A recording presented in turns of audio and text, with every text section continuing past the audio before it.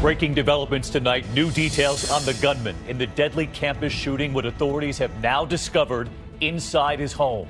Also, the hero, the young father who charged right toward him, and what the gunman reportedly asked some of his victims right before he shot them. Also breaking tonight, the search for a missing ship. Many Americans on board. That ship trapped in the waters of Hurricane Joaquin. The other major storm locked in place up and down the East Coast. 14 inches of rain in some places. Authorities warn this storm, even without the hurricane, could be historic and life-threatening. The explosion this time in a condo high-rise, multiple injuries, and the warning tonight. And the voice of an angel, the young American who stunned millions this week. Can you guess our person of the week? This is ABC World News Tonight with David Muir. Good evening, and we have two major stories unfolding as we come on the air tonight. A missing ship with Americans on board trapped in hurricane waters, and a massive rainstorm trapped over the East Coast. But first tonight, major new developments, what authorities have now discovered about that gunman after a deadly campus massacre. 10 minutes of terror as he opened fire in Roseburg, Oregon, 10 dead, including the gunman, several injured. The sheriff's office tonight confirming to ABC News they are now investigating any possible religious motive after eyewitnesses say he asked victims about their religion before firing. And the arsenal discovered in the gunman's home, several weapons, as we now hear from his father. We begin tonight with ABC's Matt Gutman in Oregon. 10 minutes of terror. Copy, active shooter, UCC 1140 Umpqua College Road. And a rampage that seemed to last an eternity. Somebody is outside one of the doors, shooting through the door. Tonight, those new details revealing shooter Chris Harper Mercer brought an arsenal to this quiet community college on the river. Moments earlier, Mercer had entered a writing class in room 15 at Snyder Hall. The sheriff's office tonight confirming to ABC News that it is investigating whether Mercer's attack was religiously motivated. Relatives of eyewitnesses saying Mercer asked victims about their religion before firing. Eyewitnesses recounting the horror. And we just keep hearing screaming, and I look out the window and I see people running from the scene, and that's when I knew we need to get out. Tonight, authorities identifying all 9 victims who did not survive the massacre. 9 others wounded. How complicated a scene was it when your officers arrived? It was very chaotic. We had a lot of students that were running from the building. We had rooms that were in lockdown. It was a very chaotic scene.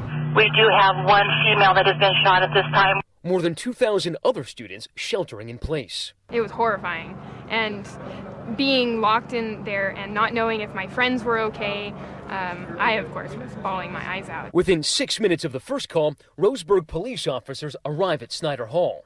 They exchanged shots with him. He's in a classroom on it's going to be the southeast side of Hall. You can hear their adrenaline-strained voices. Finally, they corner him. They got there, they engaged the suspect. It resulted in an exchange of gunfire, and they neutralized the threat. So they saved lives, these two? In my mind, I'm convinced they probably saved dozens of lives, yes. Shell casings littered everywhere. The spray of bullets mostly confined to a writing class at Snyder Hall. Once the gun smoke had cleared, the ATF found that Mercer had carried 6 guns and owned 7 more. A flak jacket and extra ammunition also at the scene. The jacket had steel plates along with 5 magazines. An additional amount of ammunition was also recovered at the apartment. And today, a shattered community. Among the dead, Lucero Alcaraz, Rebecca Carnes, Kim Dietz, all of them students. Also, the son of a local firefighter and their 67-year-old teacher.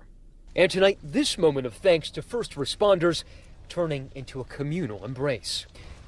And Matt Gutman with us from Oregon tonight. And Matt, as you reported there, authorities are now investigating those witness reports that he asked about religion before firing. That's right, David, and there are now about 200 investigators on this case. Now, the families of one survivor told us that their child was specifically targeted because they were Christian.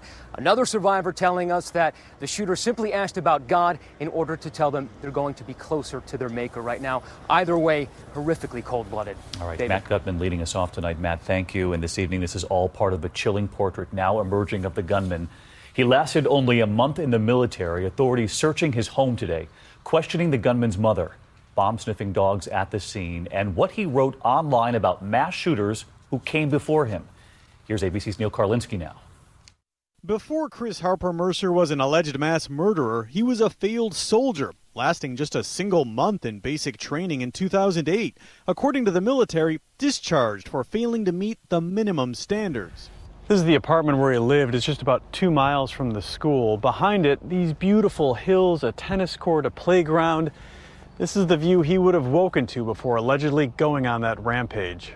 An officer could be seen questioning his mother outside. She also lives here. Mercer's father confirming his son is the one. Obviously, it's been a devastating day. Devastating for me and my family. Shocked. Shocked is all I can say. Tonight, a neighbor tells us she saw him getting rid of his belongings one day before the shootings. I saw him Wednesday putting 2 baskets of clothes in front of the dumpster. I think he set his clothes out because he knew he wasn't coming home. Sources tell ABC News he gave papers and a computer thumb drive to someone on campus before the shooting, loaded with what's described as hate-filled writings. His online history indicates he was also fascinated with other mass shooters, saying, "Seems like the more people you kill, the more you're in the limelight." Police have been coming and going from the apartment here all day long. They found 7 more guns inside, but still no word on a motive. David? Neil Karlinski. Neil, thank you. And tonight, amid the horror, the story of one of the heroes, a young father, an Army veteran, charging toward the gunman, saving lives, telling others to get out. He was shot 7 times, but he survived it. We talked with him from his hospital room today, and ABC's Amy Robach on the scene with that part of the story tonight. Tonight, 30-year-old Chris Mintz recovering from surgery and 7 gunshot wounds, recognized for heroism during those moments of horror. He was telling people to run, grabbing people, telling them you just have to go. Mintz's classmate describing how the Army vet and father jumped into action, heading straight into danger. He actually ran back towards the building where the shooting was, and he ran back into the building, and I don't know what happened to him. This image capturing him as he arrived at the local hospital. His family in North Carolina relieved that he is recovering, recounting his ordeal. Tries to block the door to keep the gunman from coming in, gets shot 3 times, hits the floor, looks up at the gunman and says, "It's my son's birthday today." Gets shot 2 more times. Both of Mintz's legs were broken during the shooting. He's going to have to learn to walk again, but he walked away with his life. In a conversation with ABC News from the hospital, he said, "I just hope that everyone else is okay. I'm just worried about everyone else." Just an incredible story, and Amy's with us live as well tonight. And Amy, a GoFundMe campaign was just set up for Chris hours ago. Oh, it is incredible what's happening here. Of course, that GoFundMe page for Chris has already raised hundreds of thousands of dollars. It is one of the most successful campaigns in that site's history. And David, we've been watching that number. It continues to grow rapidly by the minute, speaking to all the support for this hometown hero. All right, Amy Robach, who's been on the scene since Good Morning America. Amy, thank you. Tonight, we move on to the other breaking headline, the extreme weather. 2 major systems, Hurricane Joaquin, and now a cargo ship in the eye of the storm missing, with many Americans on board, the search underway. A report on that in a moment. But separate from this hurricane, there is also a major storm system locked over much of the East Coast. Authorities say potentially life-threatening, 14 inches of rain in some places, 50 million from Florida to Maine under flood alerts tonight. The images coming in Ocean City, New Jersey, that dock decimated there. Charleston, South Carolina, a treacherous Friday commute. And ABC's Rob Marciano is in Virginia Beach tonight. Tonight, the East Coast saturated. It is unbelievable out here right now. Winds churning up whitecaps on the Jersey Shore. In Virginia Beach, relentless wind and waves keeps pushing water on shore, and every high tide cycle this weekend will bring another round of coastal flooding. With 50 million in the path, state of emergencies from New Jersey to the Carolinas. This will be a historic rainfall event that we have never seen before. In North Carolina, mandatory evacuations of the barrier islands. We're just packing up and leaving, taking clothes and going south. Homes and businesses boarded up, sand dunes stacked high, sandbags everywhere. The last 24 hours, winds gusting over 40 miles per hour, sending trees crashing down on cars near Charlotte, North Carolina, turning them into scrap metal. At least 2 are dead in the Carolinas. And overnight, cars submerged, this road collapsing under the weight of floodwaters. One man escaped his pickup truck after falling in. clinging to a tree for 45 minutes before being rescued. And as the flooding rains push inland, the water comes up fast. All this rain, plus the tidal surge, making many roads like this one nearly impassable. Virginia State Police responding to 74 crashes by midday. And Rob Marciano now with us live tonight. And Rob, you were telling us the same weather dynamic that's helping to keep that hurricane at bay off the coast is also locking the system in place that's bringing all this rain this weekend. Well, David, it's a setup really. It's been in place for a couple of weeks, brought persistent waves and winds to this area. Technically, it's called a Rex block or a high over low block. Take a look. In this case, you got your H over your L, and then Hurricane Joaquin, which is going to play a big role too. Watch our computer models work this storm and bring the moisture into South Carolina through tomorrow and then through Sunday. The same spots get hit over and over again. You'll have wind and coastal flooding, but the big issue is going to be the heavy rain, so flood watches are in place. The same areas that are saturated could get over a foot of rain more with this system. Joaquin is not going to hit the East Coast, David, but some of that deep tropical moisture is going to feed in, and that's why we're so worried about the potential for devastating floods this weekend. All right, so take this rain seriously, Rob. We will. Thank you. And as you heard Rob report there, Joaquin being held off the East Coast, but still wreaking havoc in the Atlantic. At this hour, images coming in from the all-out search for a missing cargo ship traveling from Florida to San Juan. 33 on board, including 28 Americans. The last known contact, a distress call 36 hours ago now. Now the Coast Guard battling 20-foot waves to try to find them. And ABC's Gio Benitez tonight on that part of the story. Tonight, the U.S. Coast Guard hovering over choppy waters in the Bahamas, trying to locate this American cargo ship, the El Faro, as strong winds rocked the island nation with 130-mile-per-hour winds from Hurricane Joaquin. This vessel is disabled basically right near the eye of Hurricane Joaquin. With 33 people on board, 28 of them American, the El Faro was heading from Jacksonville, Florida to San Juan, Puerto Rico, when the ship sent a distress notification that the 735-foot-long vessel had lost propulsion and was listing at 15 degrees. This just hours after the U.S. Coast Guard staged a dramatic nighttime rescue of 12 people who had abandoned a Bolivian cargo ship 51 miles north of Haiti. Survivor halfway up. Tonight, the hope for the same kind of rescue for those 33 people aboard the El Faro. This is what we trained to do. We're going to go and try to save lives. And David, that crew has not been heard from since Thursday morning, braving conditions worse than what we're feeling right here in New Jersey tonight, David. Gio Benitez with us tonight as well. Gio, thank you. We turn now to the race for 2016, and amid this college massacre we've been reporting on, the firestorm now tonight engulfing Jeb Bush after comments he made late today. He talked about mass shootings and America's reaction in times of crisis. But tonight, Bush is standing his ground, and ABC's chief White House correspondent Jonathan Karl on what was said. Jeb Bush today said more government action isn't necessarily the right answer to crises like mass shootings. These tragedies that took place yesterday, it's just heartbreaking to see these things. But this is the broader question of rulemaking. I resist the notion, and I had this challenge as governor, because look, stuff happens. There's always a crisis.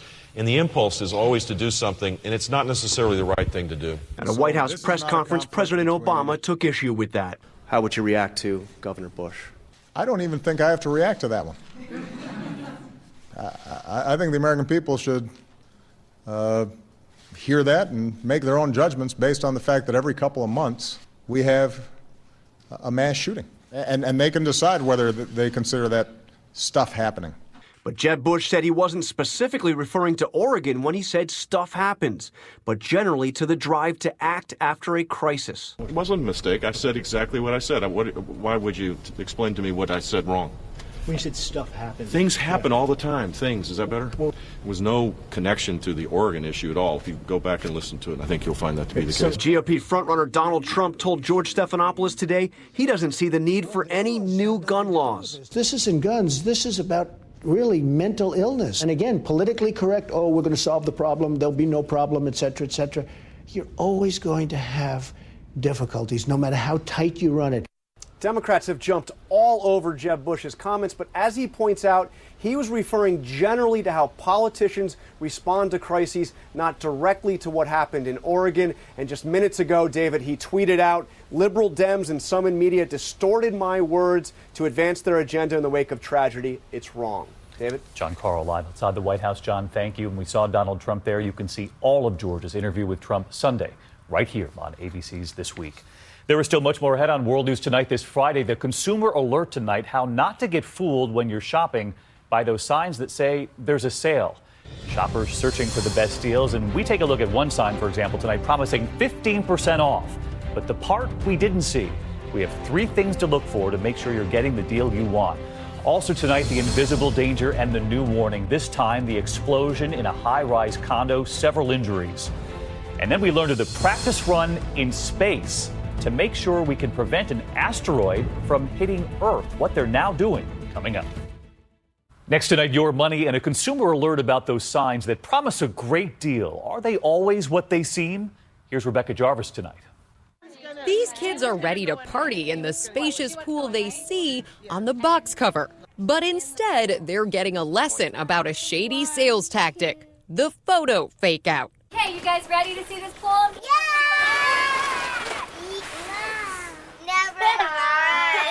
The pool's distributor, Manly Toys, has to pay $8.5 million after losing a deceptive packaging lawsuit in 2013 and has changed those box photos. Then there's the tiny type behind the big hype.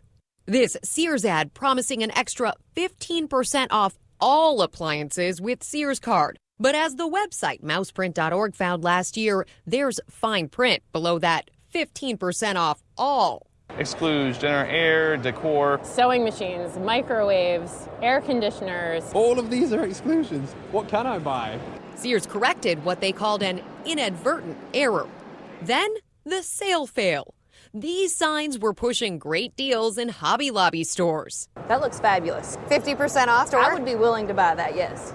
But the New York Attorney General said not so fast. These sales were actually offered every single day for at least a year. While not admitting guilt, Hobby Lobby paid a $220,000 settlement last June. And David, this is all a reminder to stay skeptical as a consumer. Really eye-opening, and you've got much more tonight on the special 2020 Secrets of the Cell. 10 Eastern, Rebecca. I'll see you a little later tonight. In the meantime, when we come back, a major development after that convicted killer got out of prison by mistake. Also, that invisible danger, the explosion in a high-rise, several injured. And more on that plan to protect us from a hurtling asteroid. Coming up. To the index, a natural gas explosion at a condo in Sunny Isles Beach, Florida tonight. At least 34 injured. Authorities reminding everyone, if you smell something, get out and call 911. To that convicted killer released by accident from a prison in Louisiana, sparking a manhunt for days. Tonight, back in custody, found in a motel outside Atlanta. And to that plan to protect us from an asteroid, the U.S. and Europe now revealing plans to try to knock an asteroid off course. Scientists calling it a trial run in case they ever have to do it to protect Earth. When we come back on a Friday, the voice of an angel, the young American who stunned millions this week. Can you guess our person of the week? Finally, our person of the week. Bobby Hill, given just 5 minutes to prepare to sing on the world stage. We went to find the boy who stunned millions with his voice. Hi. So, Bobby, nice to meet you in person. Nice to meet you, too. I was blown away. Thank you. I hear you had 5 minutes to prepare. Yeah. Bobby was told in just 5 minutes he'd be performing alone for the Pope, and they needed someone to fill the time. And have you ever done this a cappella before, this particular song? I'm sure I've sang it in the shower or just sang it somewhere a cappella, but I don't usually do it a cappella. In the shower is not exactly the same thing as the Pope. And here's how it went.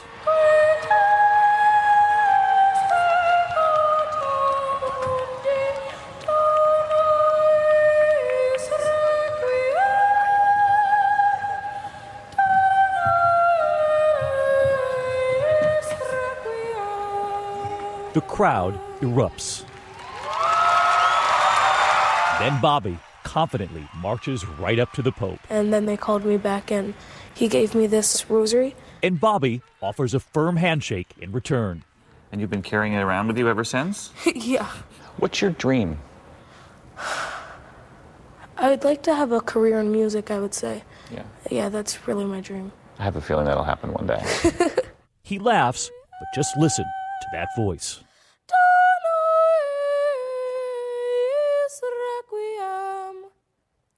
I'll give you my firm handshake.